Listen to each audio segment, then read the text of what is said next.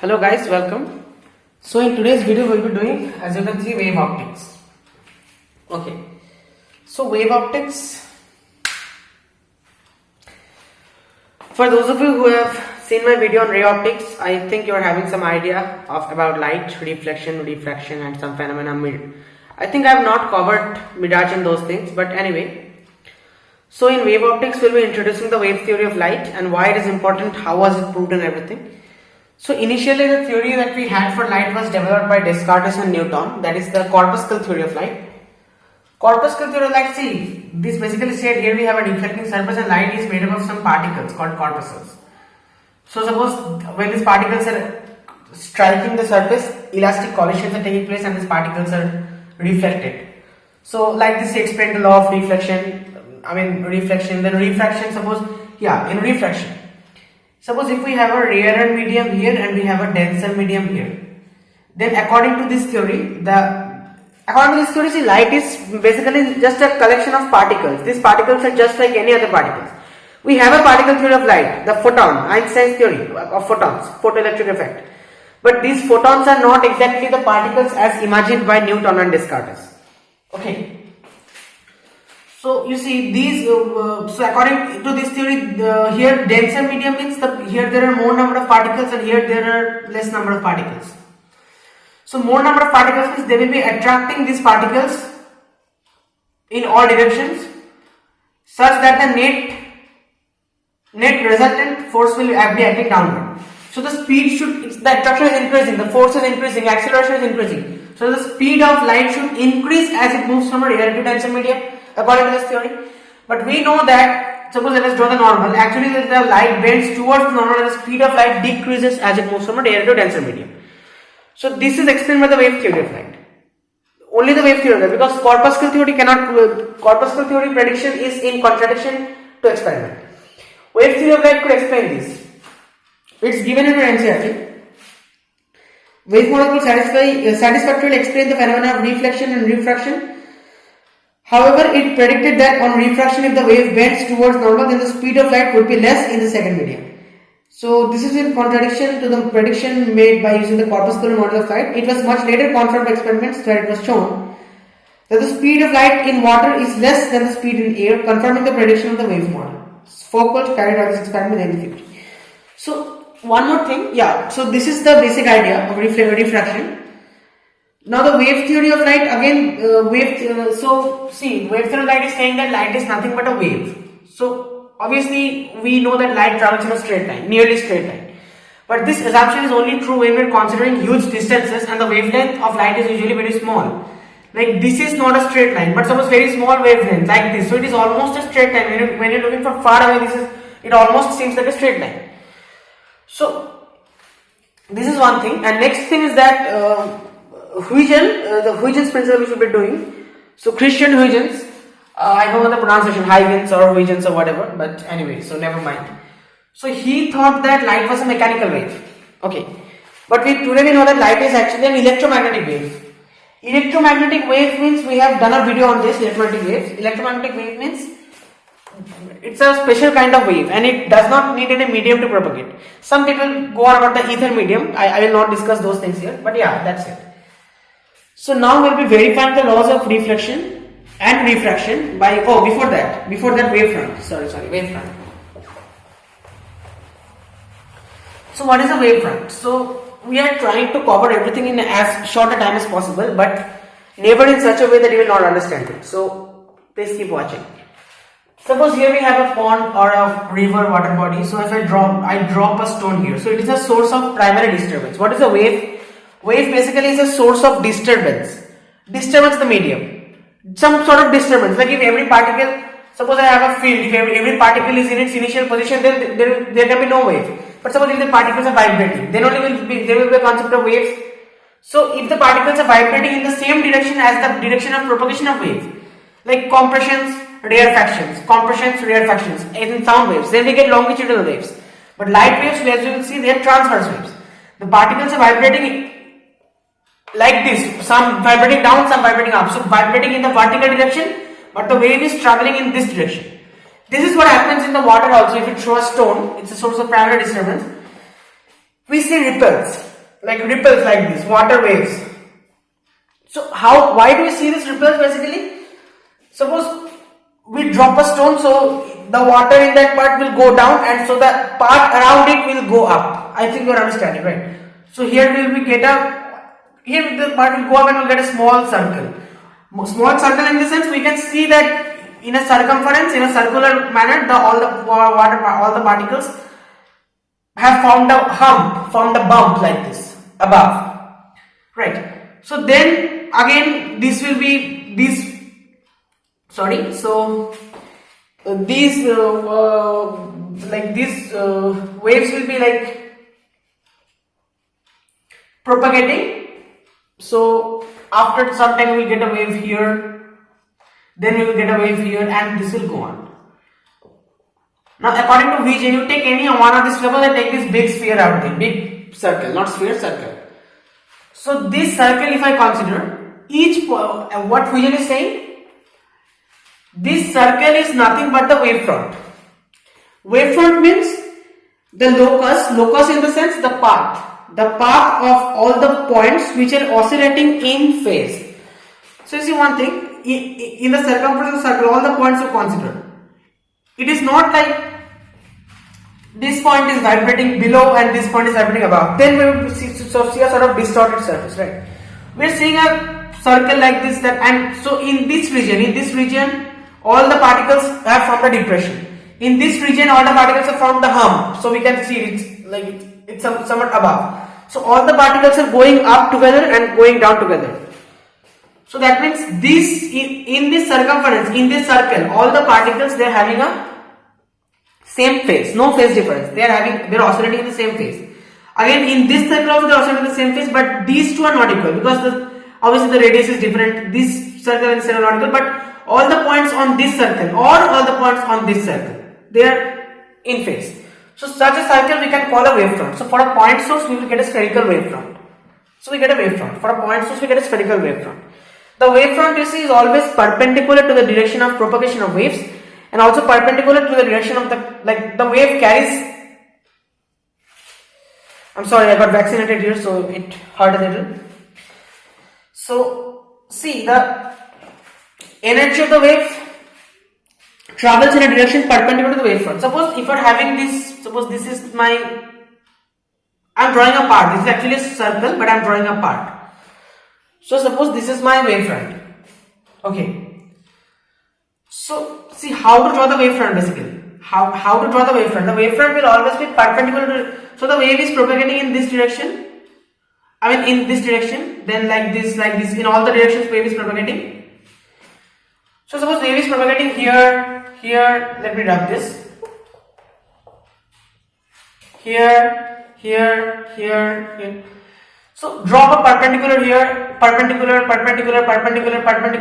So if you do this for all the points, you will get a circle.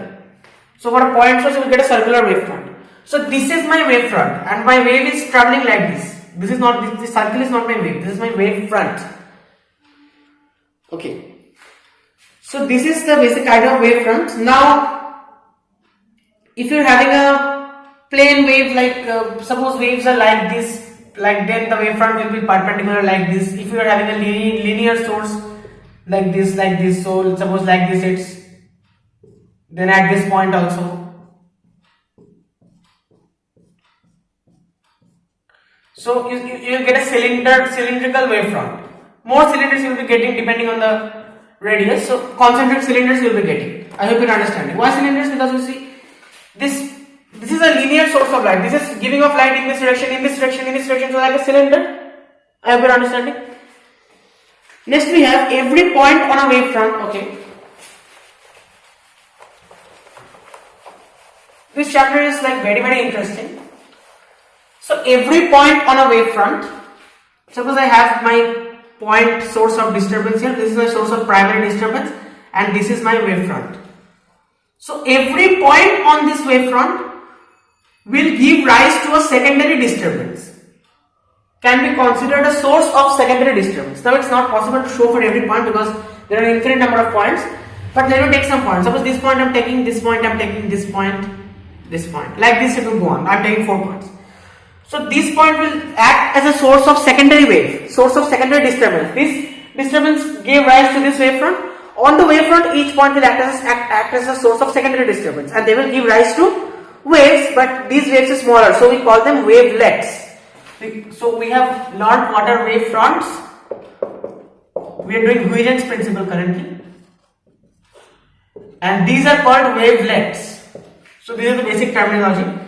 So wavelets, again, what will be the shape of the wavelets? Obviously, they're just like waves. Now this is with this as the primary source, you are drawing a circle. So with these as the primary source, as a secondary source, but as a source, you draw a circle, so it will be a circular like this. So like this, you will be getting your new wavelets. These are your wavelets. Now you want to know how your wavefront will be evolving in time. The wavefront is not fixed, right? How the wavefront will be evolving in time. So for that, you have to draw the common tangent to all the wavelets. So tangent means tangent, a common tangent. Like here the tangent will be here like this, here like this, like this. So then you will be getting us another concentric circle. So this new circle is a new wavefront. This circle is a new wavefront. Okay? I hope you are understanding. So that's it. And always take the new wavefront in the forward direction. The wave is propagating in the forward direction. Like we were not considering this, we are considering this. Alright. Now, see, one thing to do is that to draw the new wavefront, you take the radius Vt. I am explaining this to you. To find the wavefront after time t. Suppose in time t, distance traveled will be Vt, if v is speed of wave. So that means suppose from here, I am drawing a big picture. From here you want to draw the new wavefront. So take this as a source. In time t, how much it has traveled? Vt. So this is my distance Vt. Take this as a radius, you draw an arc. Draw an arc like this, so you draw the tangent. So this tangent. Then again you take Vt as a radius and draw an arc here. So by this you are drawing a tangent and you get a second new wavefront. I hope you understand. So but just by taking Vt as a radius, you cut an arc.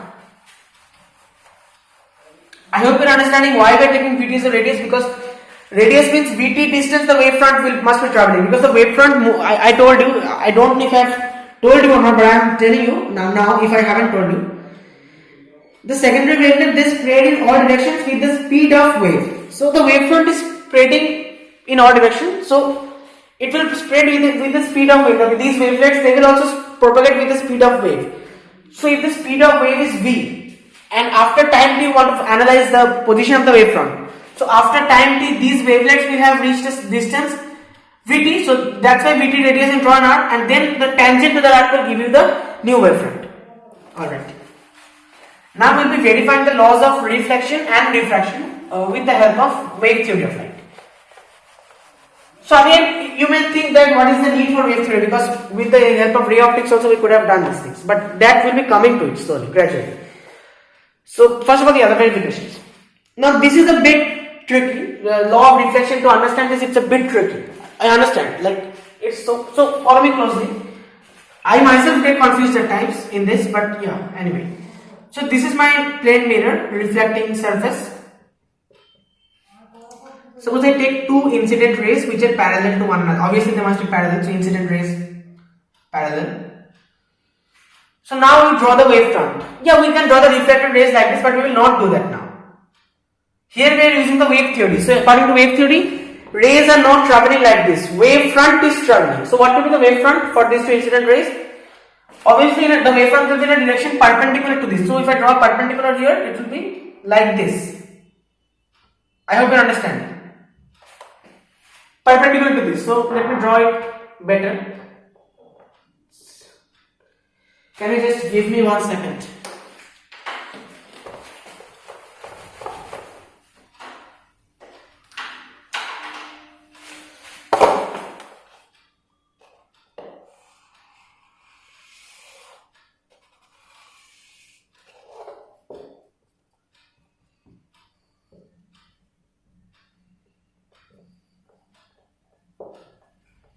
Okay.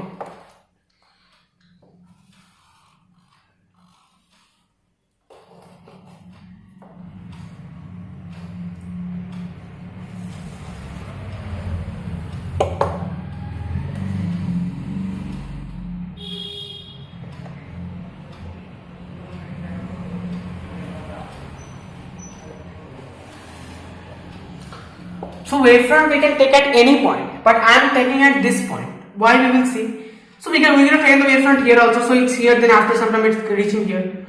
So these are my incident rays, and this is my AB. So AB is my incident wavefront. So can we draw the reflected wavefront now? Obviously we can. So see, what should we do? So these two rays, you see, they are traveling like this. They are traveling in the same medium. So the speed should be same. Let us say V. Now till here both the rays, they have traveled the same distance. Now see, this ray is traveling this much distance. Suppose at this point the time was t equals to 0, and at this point time is t equals to t. So from t equals to 0 to t equals to t, from this much distance it is covering. So this distance must be vt because the speed is v and the time is t. So this distance, suppose this is c. So bc should be vt, bc should be nothing but vt.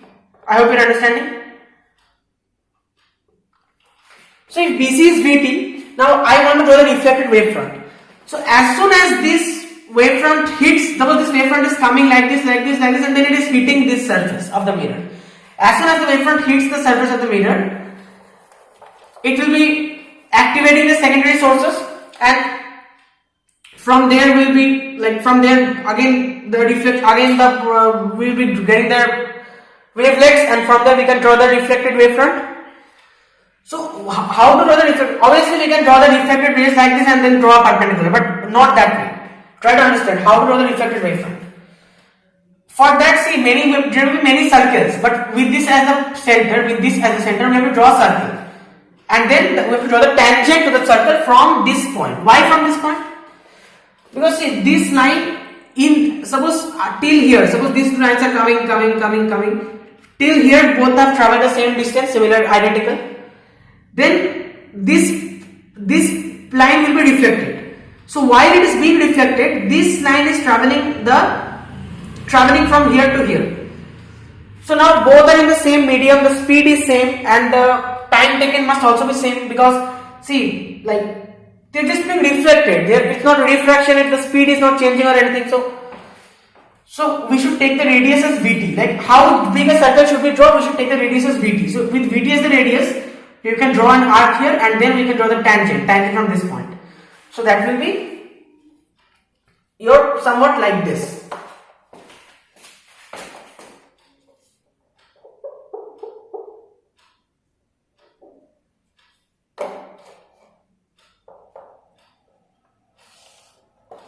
So suppose this is my reflected wavefront, and my reflected rays will be parallel to this wavefront.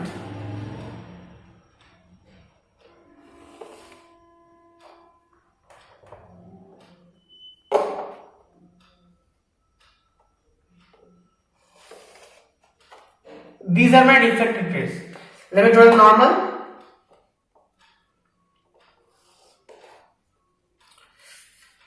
Okay.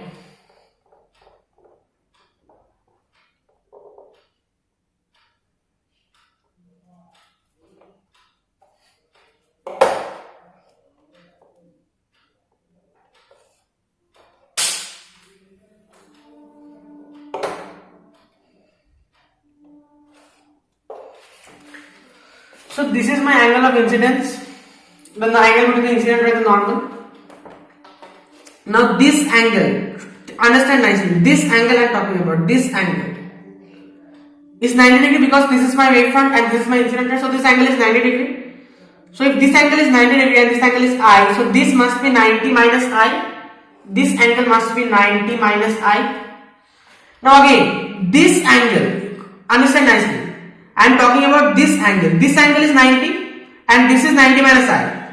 So suppose this angle be theta, so 90 minus I plus theta is 90, so theta is equal to I, so in place of theta I can write I, Now understand this nicely, I am talking about this angle, not this. So we have this kind of figure, I am not talking about this angle, I am talking about this total angle, not this total angle. Okay? Okay, I hope you are getting it. So this angle is I. Similarly, this is my angle of reflection, and again this is 90, so this angle must also be R. This total angle, okay, this total angle must also be R. So we have to prove that I is equal to R. Alright, let's try. So now you consider, suppose this is D. So CD is my, AD is my incident wavefront, I am rubbing this, and CD is my reflected wavefront. So these points you don't need to consider. So anyway, so now I think the figure is a bit too small, but I think you can make it. Sorry for the inconvenience. So consider these two triangles ADC and triangle CBA. AC is AC, common side. This side is this. I am talking about, see, this triangle and this triangle. So this side is common to both of them. Then this angle and this angle, they are 90 because this is the angle between the wavefront and the incident or reflected ray. So angle ABC is equal to angle CDA is equal to 90 degree. We know this. So right angle. Then we know that the hypotenuse is also equal. So RH and S. S will be equal which side? AD will be equal to BC. Why? Because we just said that will be equal to VT actually. Because we just explained why should we take VT as the radius. I hope this is the point where the confusion actually arises. This is the crucial point. So both these rays are coming together. So from this point, suppose at this point, at this time, this wave is here and this wave is here. Then after time t, this wave has reached here. So this wave must also travel the same distance because the time is same and the velocity is same. So the VT distance will be same. So that is why we are taking VT as the radius and drawing the circle, drawing the arc, and then we will be given the time. I hope you understand this. So that means by RHS criteria, we can say that these two triangles are congruent. Now, if these two triangles are congruent, then which triangle I am talking about? This triangle and this triangle. So then this angle must be equal to this angle. So I must be equal to R. We have proved. And the other law also we can prove, the angle of incidence, the angle of the normal, the incident ray, the normal, the reflected ray must lie in the same plane. So see, they are all lying in the same plane. Like this mirror is perpendicular to the plane of the board, and this wavefront is perpendicular to the plane of the board. So the mirror, the wavefront, and this mirror. So basically, see. Incident wavefront, reflecting wavefront, and incident wavefront, reflected wavefront, and the mirror. They are perpendicular to the board. Now again, these incident ray, reflected ray, and normal, they are perpendicular to this, so they must be in the plane of the board. So they are lying in the same plane. You can see they lie in the same plane, right? Same plane. All right. Next, we will be proving the law of refraction. Now there are again two cases: rarer to denser medium and denser to rarer medium. But we will be proving only for one case, because it's already 23 minutes.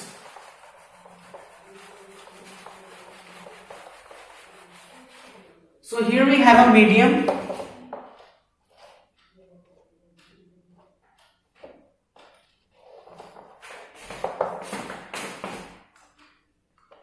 So this is my line separating the two medium.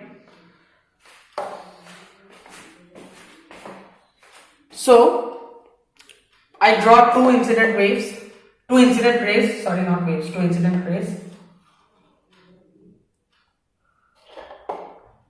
parallel.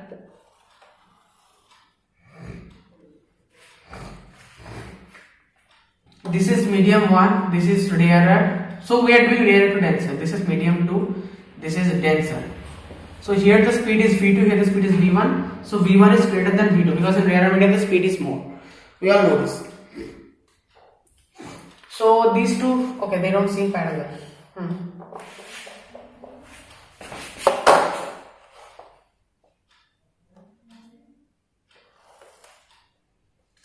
Now this is better. Is this? Okay. So what will happen? Say this ray, suppose let me draw the normal, and this ray will be refracted like this. This is my angle of incidence, this is my angle of refraction. This ray will also be refracted. this ray will also be diffracted. But if you draw the wavefront will be what? Like this, perpendicular. So like this. Okay.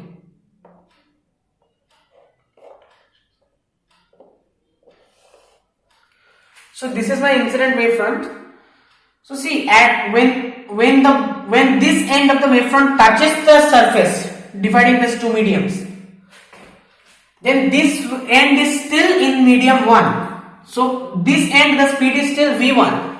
So this much, suppose after time t this has reached here and this has reached here. So this distance will be v1t, but this distance will be v2t, because here the speed is v2. The speeds are different. I will understand it. This is v1t and this is v2t. So this will be my, after time t it has reached here, so this will be my new wavefront. This will be my new wavefront. Like these two wavefronts are actually not parallel. Like here, sorry, here the speed will be less. No, I drew it wrong. Here the speed will be less. So how come it can travel a greater distance? This here the speed is v1 is greater than v2. So here it can travel a huge distance. Speed is more. But here, due to the speed is less, it will be traveling a very short distance, like approximately very short, like here maybe. Okay. So this will be like this. This will be like this. My wavefront will be like this. Obviously, you can see this and this, they are not parallel. Okay. Now at this point, after this ray will also be refracted parallel to this ray. So yeah, the rest you know.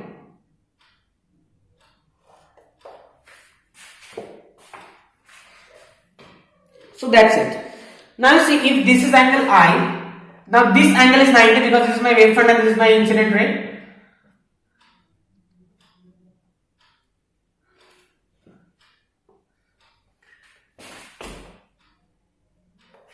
So this angle is 90. So this is 90 minus I. This is 90 minus I. Again in this triangle you consider, this angle is 90 and this is 90 minus I. That means this angle must be I. So this is what I was trying to say. This angle is I. Alright. Very good. Next, this angle is R. So this angle is 90 minus R and this angle is 90. Why? Because this is the wavefront and this is the refracted ray. So if this is 90 and this is 90 minus R, then the total sum must be 180. So this must be R. So this angle is R and this angle is I. So far so good. So now you consider this triangle. This is A, this is B, this is C and this point is D. So sin I by sin R, you have to prove it's a constant. Sin I by sin R is a constant. That is Snell's law of diffraction, right? So what is sin I? In this triangle, this is my right angle. So sin I is what? V1t over this BC. Sin R is what? Sin R is, you see, it is this distance. V2, this distance is V2t. I rubbed it. It's V2t. So V2t over BC. So BC cancel. TT cancel. V1 over V2. Now the speed of light in the radar medium is fixed. V1 and V2 are different, but the ratio is a constant. Both the speeds are fixed. So sin A by sin R is a constant, and this you know is mu 2 1. I'm not writing that. So like this you can prove the law of diffraction as well. Okay. Next we are coming to the most interesting phenomenon, that is interference of waves. Interference of waves and then Young's double slit experiment. Up to that, diffraction we will be doing from the next class. Diffraction and polarization, the validity of ray optics and these things.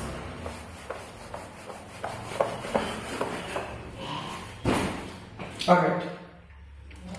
So interference means, first of all, see, if I add these two waves, very basic question, if I add these two waves, what will happen? So here also, oh, I'm sorry for that. So here also this according to this wave the particle should move up. According to this wave also the particle should move up, and they are in the same phase. Like in this region, both of them are moving up. So it will be the effect will be doubled. The effect not doubled in the sense I don't know whether they are equal or not, but the effect will be reinforced. Like this will move very much up, like this maybe. Then again this is down, so this will move very much down, and then again. So we will get a wave with a higher amplitude. So these two will combine into a wave with a higher amplitude. This is my amplitude. So this amplitude will be higher. Here the amplitude is C and here the amplitude is C. The amplitude will be greater. This is nothing but the principle of superposition, which says that at any point if there is a combination of more than one waves, we just take the vector sum of all the waves. And these waves, they doesn't affect one another. So see, basically if I am having like this, and like this, then what will happen? See, in this region, this is saying go up, this is saying go down, and if so, that means the effect will decrease, and if they are equal, then we will get a straight line. So let us assume they are equal, so we will get a straight line. In this region, you see, this is also saying go down, and this is saying go up. This is saying go up, and this is saying go down. So up, down, again straight line. Again this is saying go up, this is saying go down. So straight line. So this is the basic idea of principle of superposition.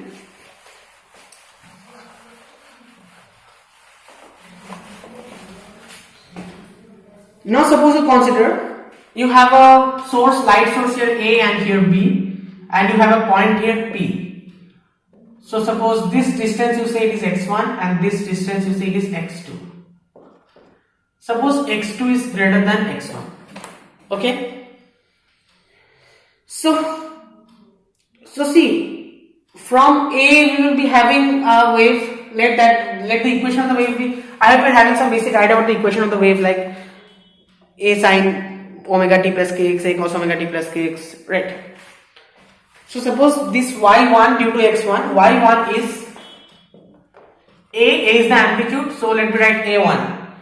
So the amplitude of these two waves may not be same, obviously. So A1 and A2, A1 sine omega t plus kx. So as long as I am saying omega t plus kx, as long as I am not specifying t and x, then this is the equation for a wave. But if I specify t and x, like at this particular time, and suppose at this point at a distance x1, kx1 if I have, then this becomes the equation for SHM, simple harmonic motion. Because I fixed the time and space, the particle is vibrating like this, so it is a simple harmonic motion. Similarly, y2 is A2 sine omega t plus kx2. So this term is called your phase of the wave. So what is the phase difference? Phi. Omega t cancels. Actual phase difference, if you suppose if this is omega 1 and this is omega 2, so actual phase difference is omega 2 minus omega 1 into t plus x2 minus x1 into k.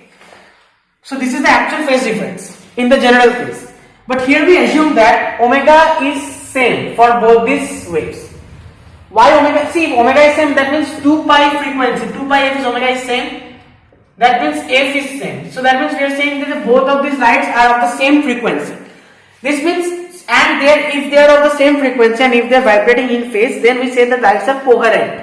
Simply the lights are coherent.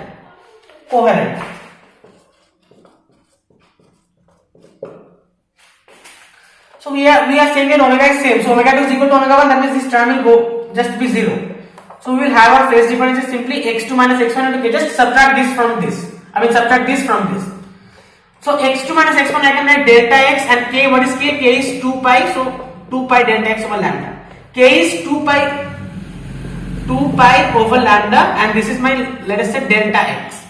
So this delta x is called the path difference. Delta x is called the path difference, and this is my phase difference.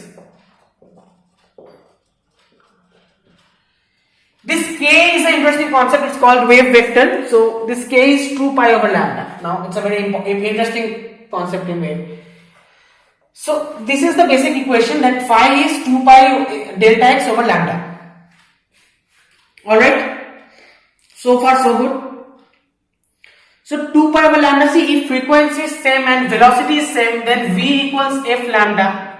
If frequency and velocity, lambda will also be same. So 2 pi by lambda, k will also be same. We will not have k1, k2. K will be same for both the waves, right? So this thing will happen. This is the phase difference. Alright. Next is, we just saw that the y net. So this is my y1 due to this x1, this wave AP, and this is my y2 due to BP.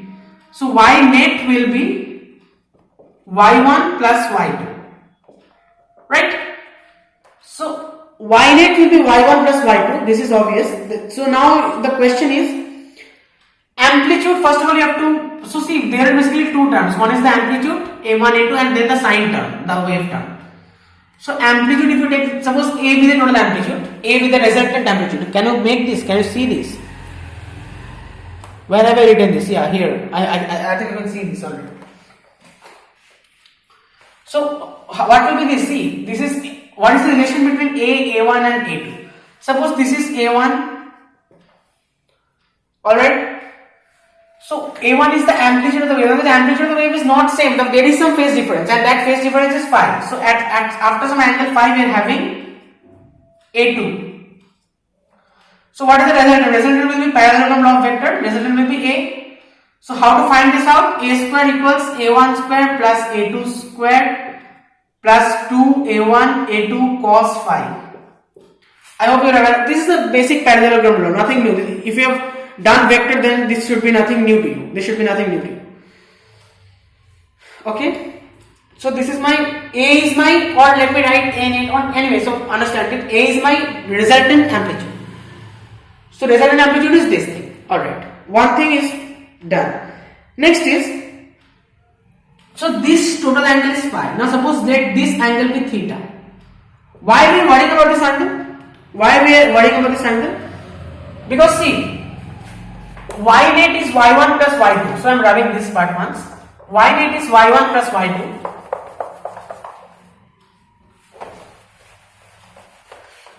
So y1 plus y2. Understand this nicely. Y net is y1 plus y2. So first of all, the combination of a1 and a2 will be a, and the combination of these two terms will be what? So see, omega t plus kx1 is this angle. Up to here, the angle of A1 we already have. So up to here, the angle is already omega t plus kx1.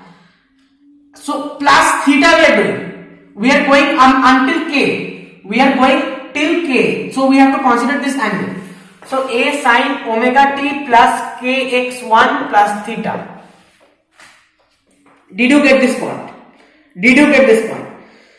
Because see, now theta we can find out. There is a formula, like if we draw a parallelogram and do this and this, then tan theta will, but that is not the concern. The concern is that, did you get this step? We are combining these two equations into y net. So y1 plus y2. So how to do this addition? First of all, you find the resultant amplitude, that is A. We already know what that is. Then how to combine these two waves? Like this is my, see, the resultant is like this. So this is my angle phi. So my equation is what? A1 sine phi. Amplitude, like general equation is A sine phi. What is A? Is the amplitude, the resultant amplitude. Sine phi. What is phi? Phi is the phase difference. Now here we are considering phi to be k delta x. Delta x is the path difference. We will be coming to path difference shortly. So phi equals k into delta x, or 2 pi delta x over lambda, whatever you say. So this sine phi, now what is this phi? Here we are considering theta. Why? This phi is basically the phase difference. So this is my resultant vector and this is my a1. So among between these two, the difference I have to consider. Here it's a1 sine and a2 sine, so the angle, the phase difference between them is phi. But here we have to consider theta. So that is why we are taking a sine omega t plus kx1. This is already omega t plus kx1 plus theta up to here. This is my resultant vector. Don't go further. Okay. Now you can plug in the values, like sine omega t. What is theta? Tan theta will be what? What is this?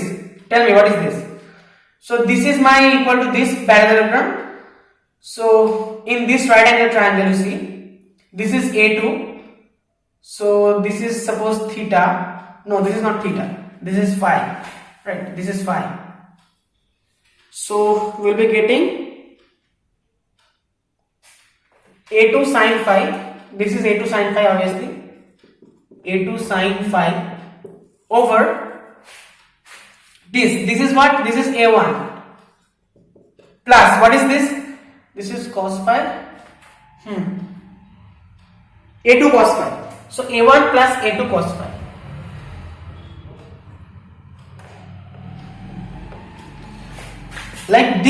we are trying to find out, this is in this triangle, we are trying to find out this by this, tan theta. So that's what we've done. Now theta is tan inverse this, now you can plug in the values and you can, like I just showed you the basic. So see,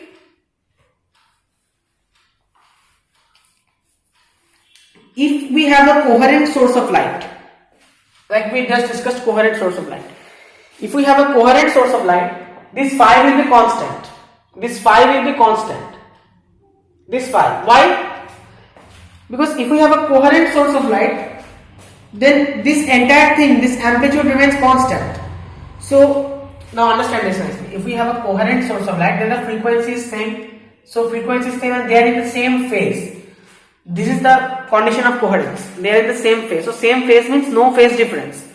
So no phase difference means this cos phi term is a constant, this amplitude, this total thing is a constant. At a constant amplitude we are having. So suppose at this point if I am having some bright spot, and at this point if I am having some dark spot, suppose bright dark. So this will remain bright and this will remain dark, because here you see the phi is k delta x. Phi is not dependent on time. Not depend on t, because omega 2 minus omega 1 into t, that term got cancelled because omega 2 is equal to omega 1. So phi is not changing with time. Phi is not changing with time. It's not like it's not changing with time. So phi is not changing with time. So it is not, see, it does not depend on t. So at one time if it is bright here, then this part will remain bright, and if it is dark it will remain. So it will remain bright, this part will remain bright, this part will remain dark, then bright, dark. So we will get a constant pattern. Interference pattern, which we are coming to it. So this is it. Now intensity is, intensity, what to remember, intensity is k a square. A is the amplitude. So intensity is proportional to a square. So in place of a square I can write I by k. So here I can write I by k is I1, this is the, suppose the first intensity, I1 by k plus I2 by k plus 2. What is A1? A1 will be root I1 I2 by root k into root k is just k, so I am writing k directly into cos phi. So k cancel. So we are getting one relation. Can you see this? You can just make this out. Alright, no problem. So I is I1 plus I2 plus 2 under root I1 I2 cos phi. This is my relation in terms of intensity.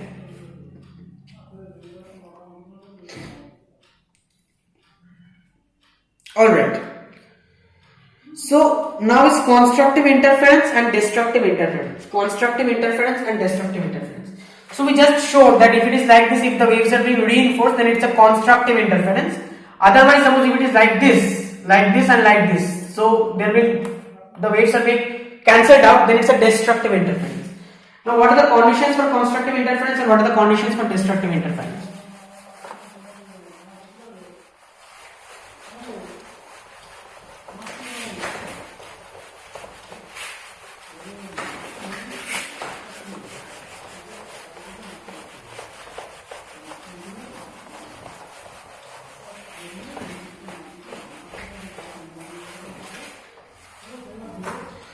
Alright. So constructive interference means the waves are reinforced, so we'll get a bright light, maximum. So bright means what? Intensity, or you can say A, they must be maximum. So suppose they must be maximum means what is the condition? What is I? I is A, or let me say I is I1 plus I2 plus 2 root I1 I2 cos phi. So cos phi should be maximum, and what is the maximum value of cos phi? Is 1. So this I am getting I1 plus I2 plus 2 root I1 I2, or I can write root I1 plus root I2 whole squared, right? So this is my maximum intensity. And if you want to write it in terms of amplitude, then a square will be, again cos phi will be 1, so a square will be a1 square plus a2 square plus 2 a1 a2, 2 a1 a2, cos phi is 1. So this is a1 plus a2 whole squared. Alright guys. So cos phi should be 1 means what? What is the condition? Cos phi should be 1. That means phi should be phi. Cos phi should be 1. That means phi should be even multiples of pi. 2n pi. 2n pi. Why? Because see, cos 0 is 1. Cos 2 pi. So it should be even multiples of pi. Right? I think you are getting it. Cos 0 is 1. Then suppose if you are having 1. So here n, very important, here n will be ranged from 0, then 1, 2 and so on. So here n will be starting from 0. This you have to remember.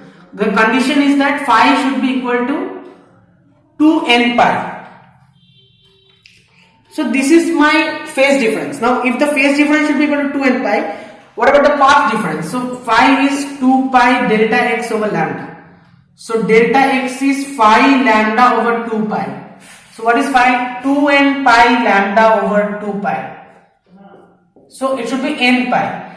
Now we will write this as 2n pi by 2.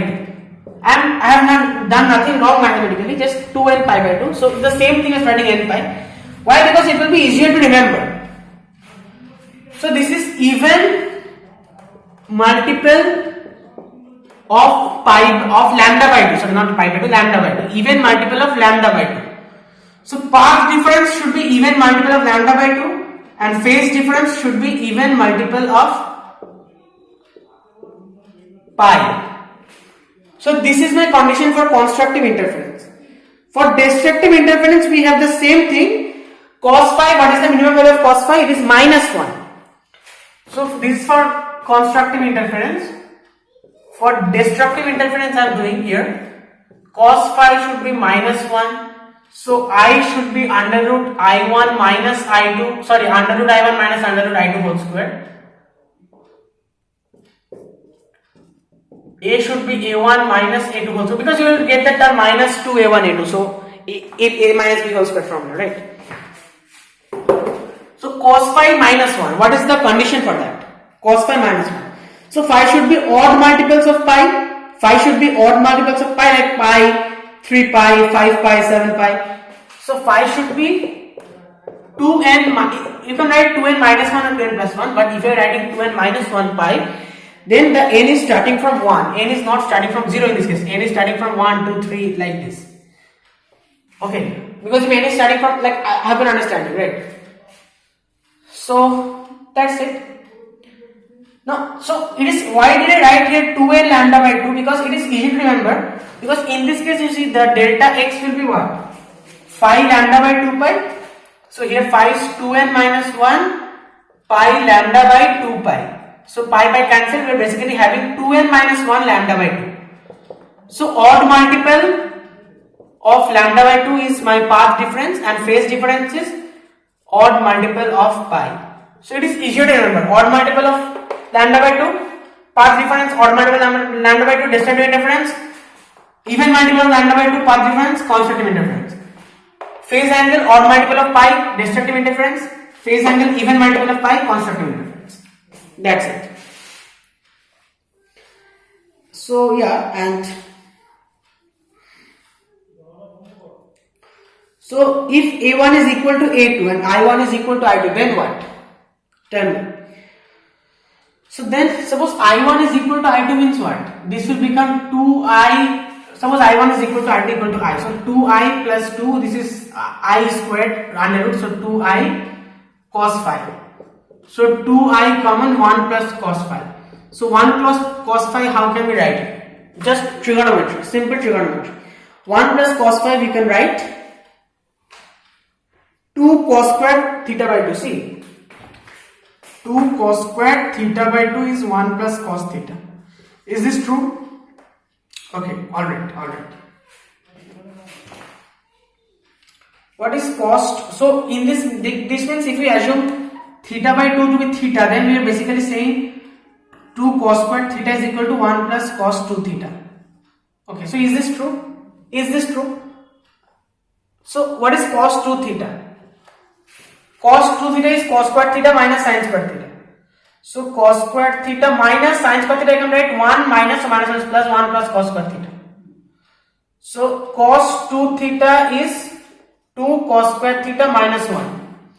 Bring the minus 1 this side, cos 2 theta plus 1 is 2 cos square theta. So this is true. So in place of 1 plus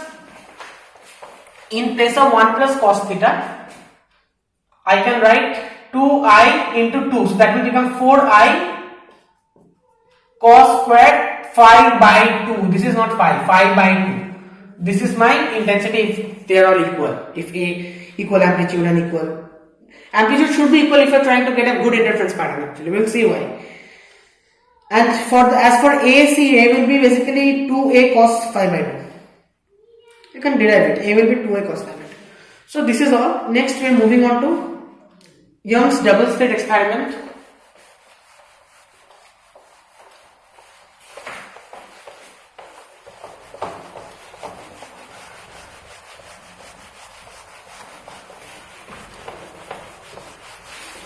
So this experiment, it's the foundation of quantum mechanics, and I think I did a previous video like the probability distribution of an electron. It is also, it gives the same interference pattern. Now here the wave graph is like the amplitude is same, but there the graph is more at the middle. Those things are there, but basically same concept. So this actually helped to, like this actually somehow you can say proved that the electron also has a wave nature. Electrons are passed through slits and then that's it. But that is not our concern here. Quantum mechanics is not our concern here. Here we are dealing with classical physics, wave theory of light. So Young's double slit experiment means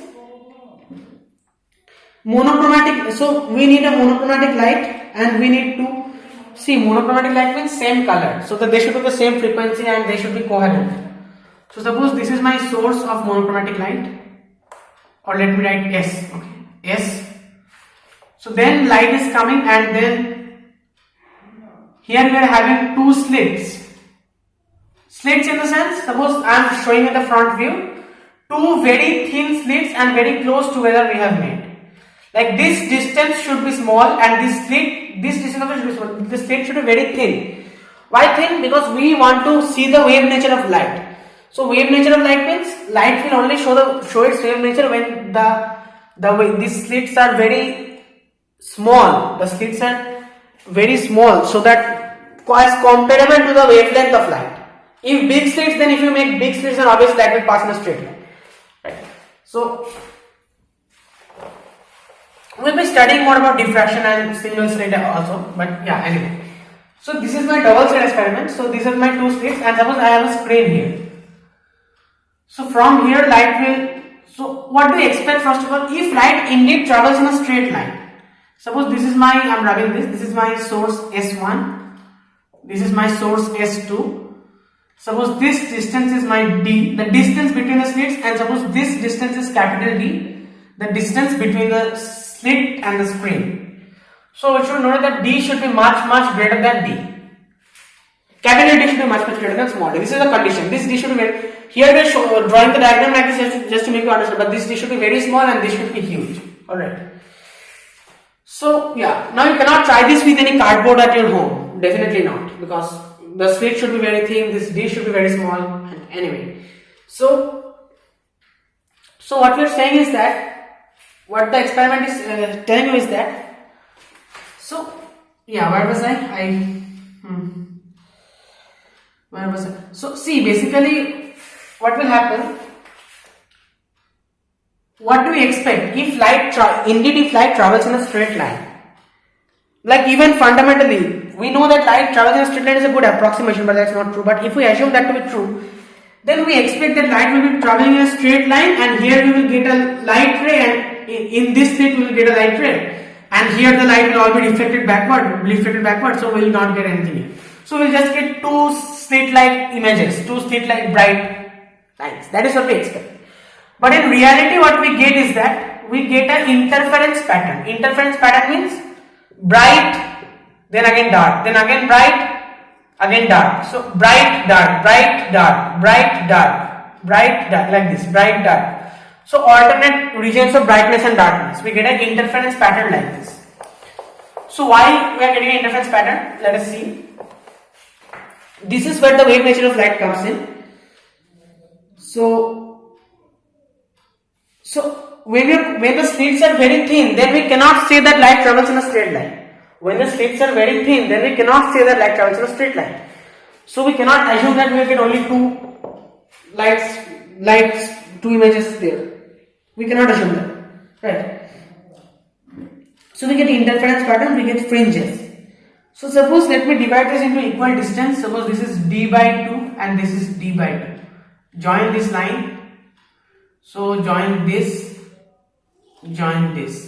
Are these two triangles congruent? Definitely, because this is 90, this is 90, this is common side, and this side is also common, d by 2 and d by 2. That means these two triangles are congruent. Alright.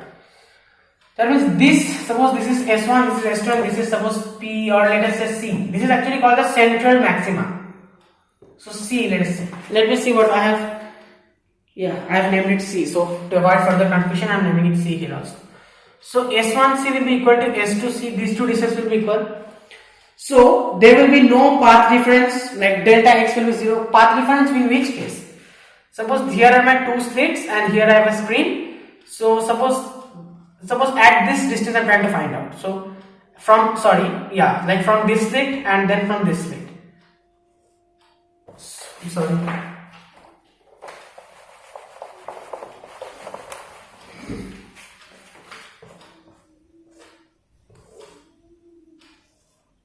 Suppose at this point, so first of all join this, then from this slit draw one line and from this slit draw one line.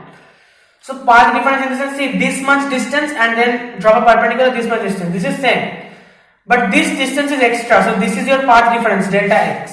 But in this case, both these distances are same, so there is no path difference, right? So delta x is equal to 0 in this case, only in the case of the central fringe, this center point.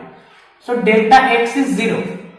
This means phi is also 0, phi is k into delta x, so phi is also 0, no phase difference. So if phi is 0, now tell me, if phi is 0, we just did this, like, right, if phi is 0, then we are getting if phi is 0, then we are getting suppose if phi is 2 n pi, then at n equal to 0. So then we are getting constructive interference, we just did this constructive interference for phi is 2 n pi. So that means here we will get a bright line. We will get a constructive interference, like bright line here at this point, in the center. Alright? I hope you get it. So this is called the central line because it's in the center, it's a central bright line, central maxima. Maxima means bright line, minima means dark lines. Alright. So now location of a particular maxima or particular minima, see, this is again very easy. Like, it's actually based on a lot of assumptions, so, but it's easy. No, nothing to worry about.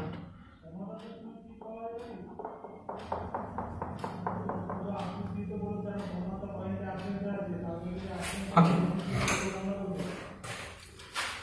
So suppose at some distance y, suppose at this point you want to find out, let this distance be y. So then first of all you join this, then you join this, okay, I'm sorry.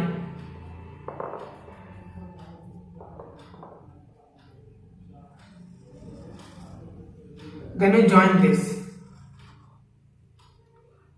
okay.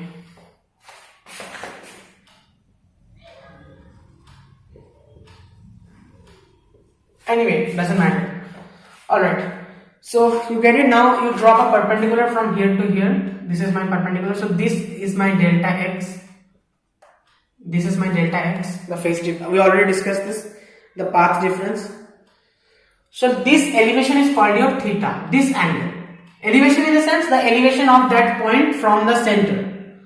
Now if this is theta, this is very important. If this is theta, then we have to prove that this angle is also theta. This angle I am talking about, okay, this angle is also theta. How will you prove this? Okay. So if this is theta, so what can we say? This angle is theta. Okay. So you draw this. So this angle must also be theta. Now see here, there is a catch here. There is an assumption. Assumption is that this D is very small and this D is huge. So these three lines these three lines, they are almost parallel. Obviously they are not parallel, you can see the figure, but we can assume them to be parallel since this T is very small, like this T is very small and this is huge, so you can from a small source they are coming, so they are almost parallel, right? So if they are almost parallel, that means this is parallel to this, so we are having basically this kind of thing. So if the angle is equal, then this angle must also be theta. So this angle must also be theta. Okay, good. Now if this angle must be theta, then this angle is 90, this total angle. So this is 90 minus theta and this is 90. So this angle must also be theta. Did you get it? So like this we can prove that this angle should also be theta. Now you see one thing, if this angle is theta, okay, I'm rubbing this.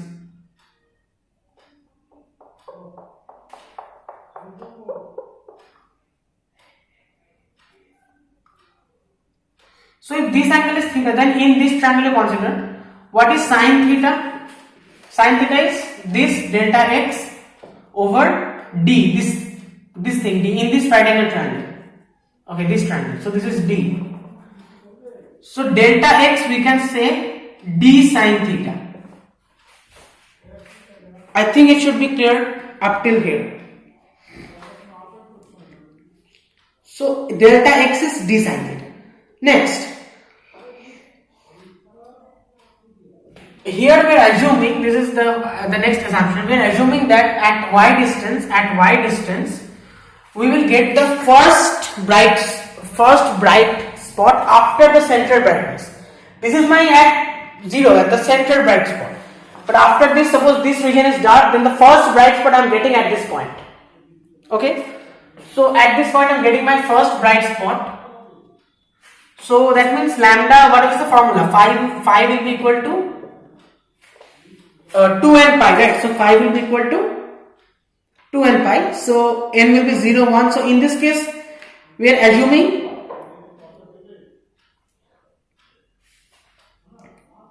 okay. So delta x, right? Delta x will be n lambda. Okay. So we just saw this. Delta x will be, I'm rubbing this thing. Delta x will be n lambda for constructive interference. Bright, we are talking about the constructive interference. Delta x, I said 2n lambda by 2 for that will be easy to memorize, but it's n lambda. So same thing. So n lambda means here what will be the value of n? See, at n equals to 0 we are already getting this. So here n will be 1 because it's after the first bright spot. So delta x will simply be lambda. So from here we can write lambda by d is equal to sine theta. Now again, if theta is very small, because this distance is very small, so theta is very small, that means we can write tan theta is equal to lambda by d. Sine theta is equal, we know that for small angle sine theta is equal to tan theta. Now in this triangle, what is tan theta? Tan theta is y by d, this is d, so y by d. So we are getting y by d is equal to lambda by d. So we are getting y is equal to capital D lambda upon small d. So this is my y, at y. So at this distance from the center, I am getting my first bright fringe. Suppose if I put n equals 2, then what I will get? 2 lambda. So here I will get 2. So y will be 2d lambda by d. So basically we can write in general yn will be n d lambda by d. For the bright spots, this is our formula, n d lambda by d.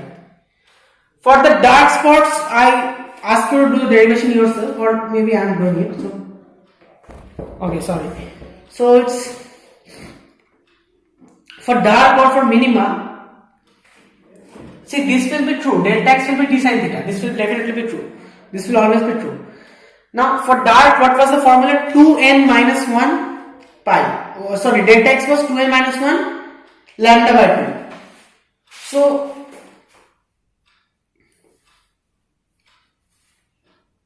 So delta x will be taking lambda by 2 because if n is equal to 1, then 2 into 1 is 2. So 2 minus 1 is 1. So lambda by 2 will be taking. So lambda by 2 will be equal to d sin theta in this case. Lambda by 2 will be equal to d sin theta. So lambda by 2d will be equal to sin theta, which will be equal to tan theta, which will be equal to y by d. So y will be equal to d lambda upon 2d. Next we'll be getting 3d lambda upon 2d. So in general, y n b I am writing, n for bright, and y n d for dark will be 2n minus 1 capital D lambda upon 2d. 2n minus 1 capital D lambda upon 2d. Like then it will be first of all d lambda upon 2d, then 3d lambda upon 2d, then 5d lambda upon 2d, like this. Next is fringe width. So actually it's we are getting the interference pattern, like suppose it's a dark here, then it's less dark, less dark, less dark, then bright, then again less bright, then dark. So it's sort of gradient. But yeah, we have to calculate the fringe width, suppose. So fringe width is unwrapping all these things. So yeah, one more thing. These assumptions will be valid only if lambda is very small as compared to d. Okay, these assumptions will be valid only if lambda is very small as compared to d. Why lambda is very small as compared to d? Because sine theta is what? Sine theta is lambda by d. I mean, just a second. Yeah, d sine theta is lambda. Delta x. So sine theta we are getting lambda by d. That means this sine theta should be small. Only for small values of theta we are getting sine theta is equal to tan theta. Otherwise sine theta is not equal to tan theta. So theta should be small. That means theta is equal to sine theta is equal to tan theta for small values of theta. So this should be a very small number. So lambda should be much smaller as compared to d. If this is not the case, then go with this formula. Sine theta equals this thing. Suppose lambda is given to d is given to sine theta. So then you have to find out like d sine theta is delta x in terms of delta x and d. Then you cannot go with this one. But in most of the cases this is true. So this is a good generalization. This is a good approximation. This formula, these formulas, this just derived.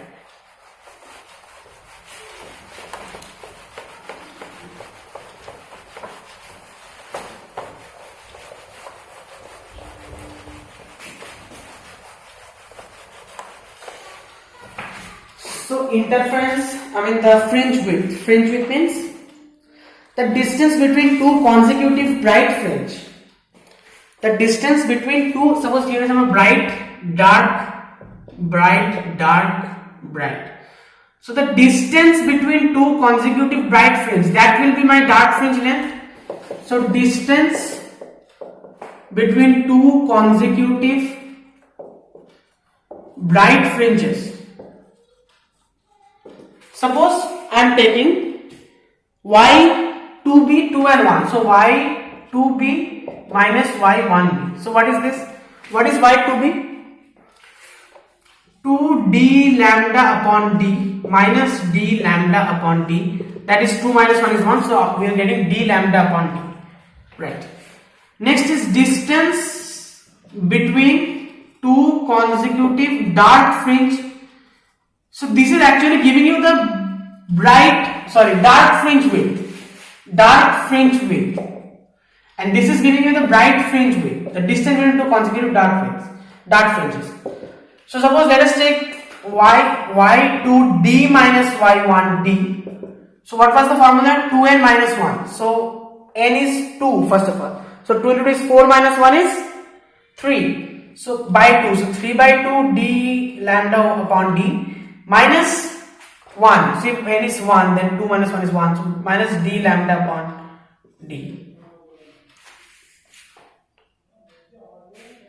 So 3 by 2 minus 1 d lambda upon d, that is 3 minus 2 is what?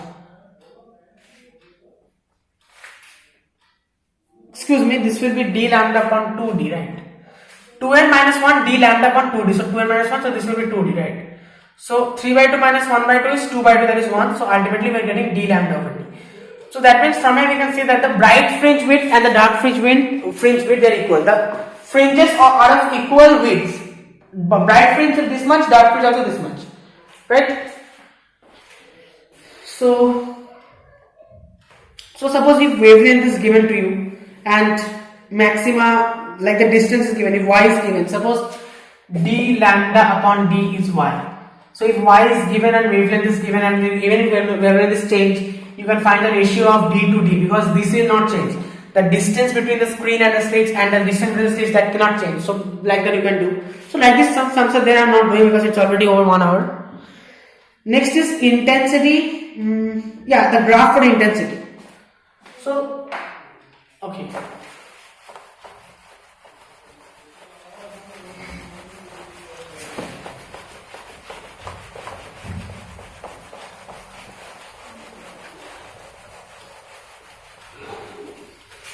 This is not similar to the electron probability distribution graph in quantum mechanics. This is actually not similar, but the concept is similar.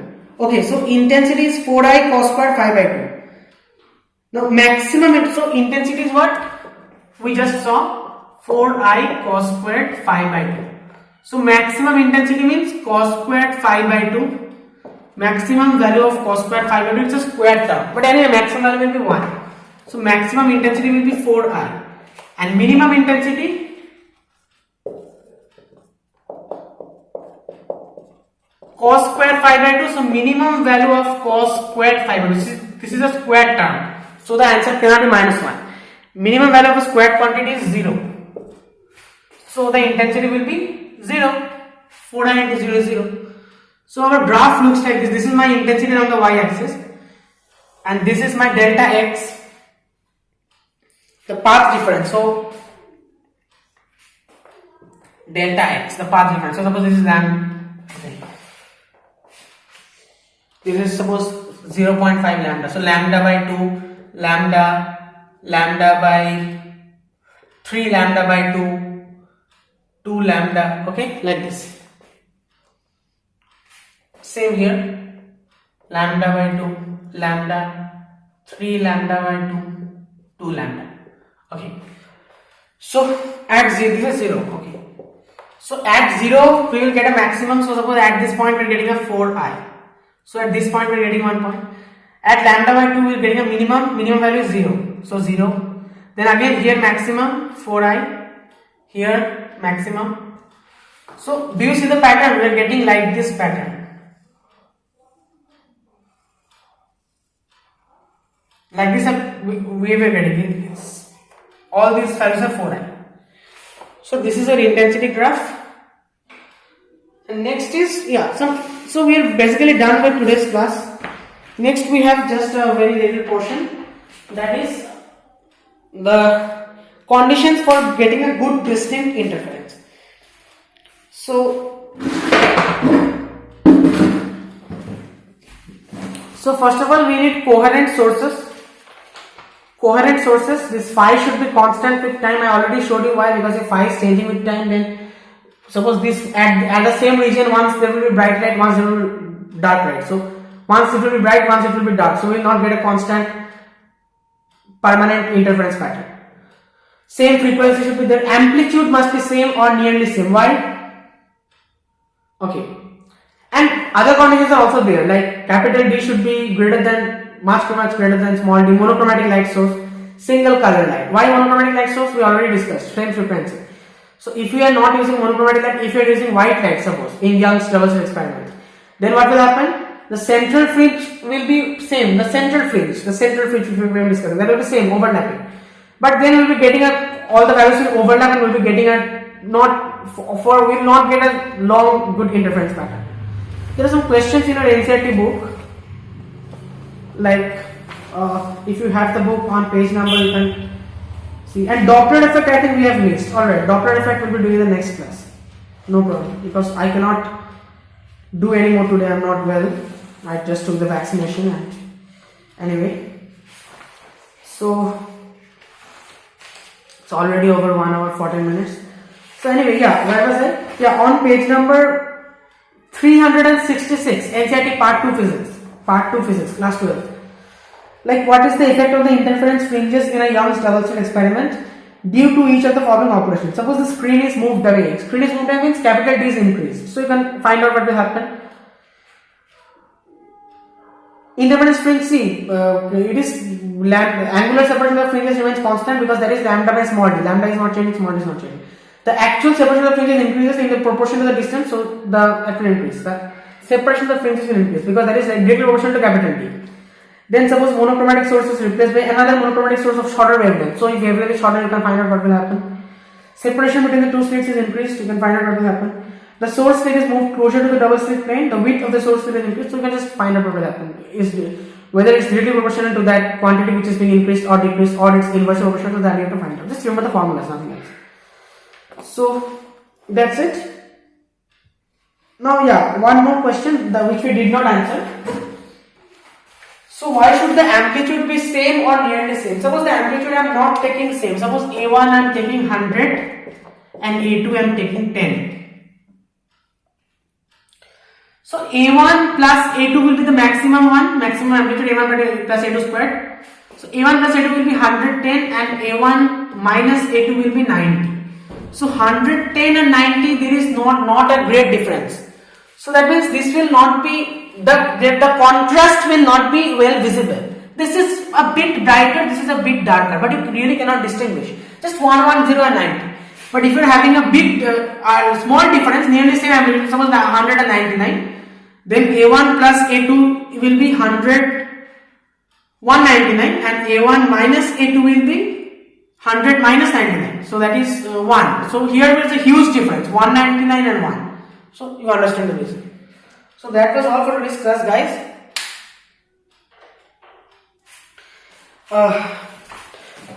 Let me get well a bit and I'll be coming back with more classes. So yeah, that's all guys. Thank you. I can't do any more today.